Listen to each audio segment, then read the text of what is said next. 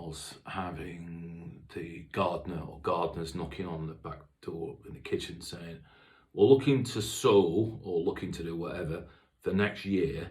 What do you want us to grow? Wow, that was a question. That was so different to somebody rocking up in a big smelly diesel lorry.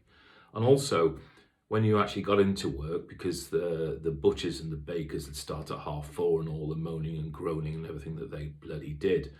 And then I'd rock up because we were shut for lunch, probably about 12 o'clock, and work till 12, midnight, and mop the floors and empty the bins and all that kind of stuff.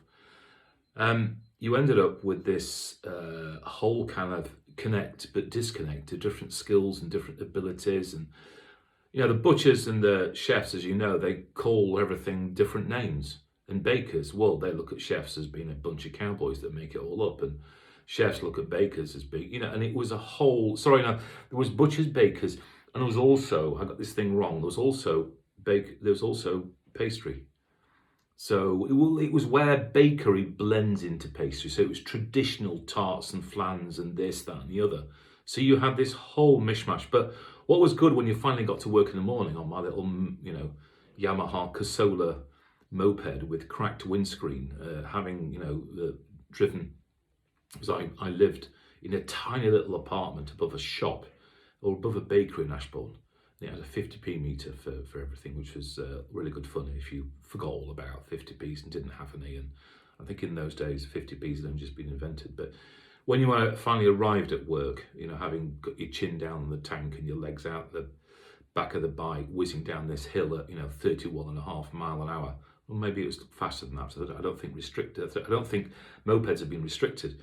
You would then have boxes and boxes of wooden crates of veg that they'd picked and fruit ready for you to use. So it was a case of designing the physical dishes, but not spending too much time worrying about the veg, because you'd end up with beetroot and turnips one day, and then tomorrow you'd end up with salsify and fennel or some other bizarre stuff, and they never knew why they used to grow it, to use up. And some of it was good and suitable for the food, and some of it was just bloody stupid, and you're never going to use it in a month of Sundays. But this whole thing of self-discovery and being very, very industrious.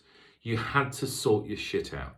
You had to come out of the starting gate every single bloody day to think about time and motion and having energy and writing your menus and being clever with logistics and speed and where shit was kept. And if I pop that in there and shred that, by the time I finish that task, that's just got to the heat, that's in the oven, that's in the stove.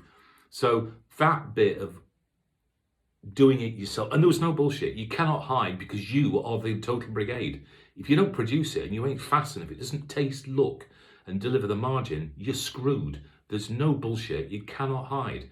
As Barry Sheen used to say, when the flag drops, the bullshit stops.